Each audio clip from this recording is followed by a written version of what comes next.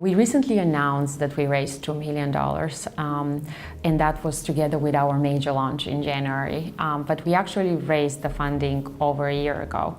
And the reason that we decided not to announce it is because we are not ready with a product. What it took us and the way it happened, the initial fundraise is we didn't have a product. We had the idea, we had a very well-defined idea for the product, and we also had the product and an incredible network of industry people that were able to help us build it. And it was very unique compared to any other companies because for the type of business we are building, you cannot start with a product without being licensed in 50 states, without having the contracts and the permissions from the carriers to actually display quotes. So our story is very different than what another company might have to experience outside of fintech or maybe within even fintech. We were planning to bootstrap, and our goal was to build a product just with our own funding, and then when we see the traction and have the numbers to raise a larger round. And the investors were recommended to us actually. So what really intrigued me is that they were all entrepreneurs with very strong background in building companies, operational as well as technology background. And we spent some time getting to know each other, and they convinced us that they could be good partners in addition to just funding us, which is the reason why we did the deal with them. My advice is to start first with building a solid idea and validate the idea to make sure that you are indeed solving a big problem. The second is, if possible, try to find a co-founder that complements you. These two are the two fundamental key criteria that each funding company evaluates you on.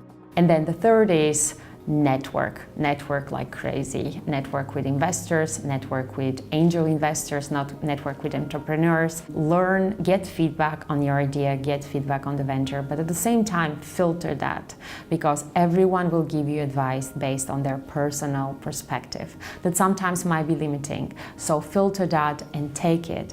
At the same time, be positive, because know that it might take longer than you think it will take to take it to where you'd like it to be and to even get the funding. So be prepared and persistent, and be positive but also realistic. If everybody tells you that there is no opportunity that you're working on, or the opportunity is not real, there might be a valid reason for that.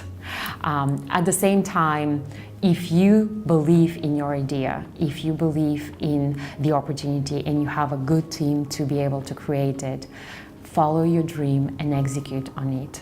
Just be prepared that it will take longer, most likely. When you do your fundraising, be prepared to get a lot of rejections and a lot of no's. And as you probably have heard, most of the VCs will never say a firm no, they'll just go silent. Many of them will pass, and they will offer referrals to some of the other people in their network. Don't take that. Take their names, thank them for their recommendations, but don't take their actual referral, because it's not going to help you to get a referral from an investor that passed on you. You could be better off doing it on your own.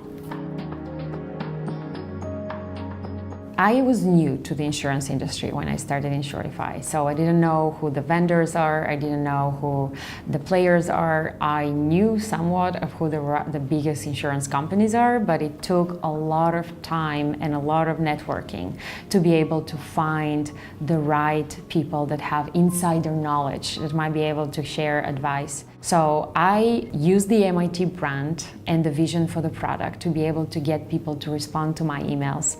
I was a heavy data miner of LinkedIn.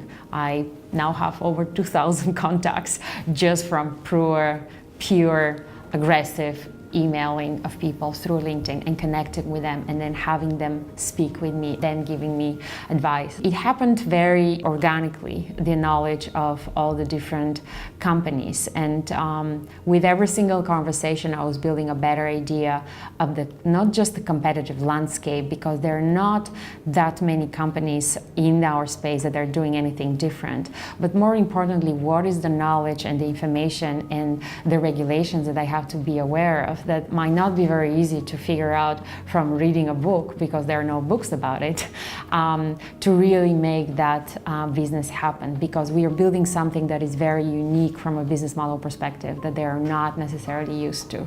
So that is the recommendation that I can give. So getting the fundraising allowed us to get top leaders or top members within our team.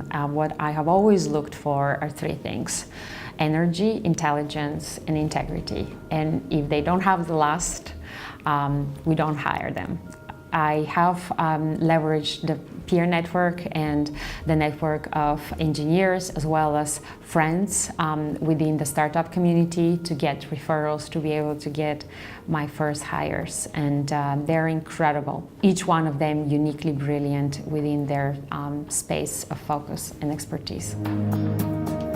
What I would suggest young entrepreneurs who don't have the funding to be able to hire senior leaders or leaders that have a lot of experience within their areas of expertise is find the people that believe in your idea and that are super intelligent and they have expertise that complement you, that can help you take that venture to the next level. And continue to network and be generous and careful with your equity compensation, but at the same time understand the risks that they're taking to be able to work with you together hand in hand without salary, and be able to appreciate that with the compensation structure that you offer them.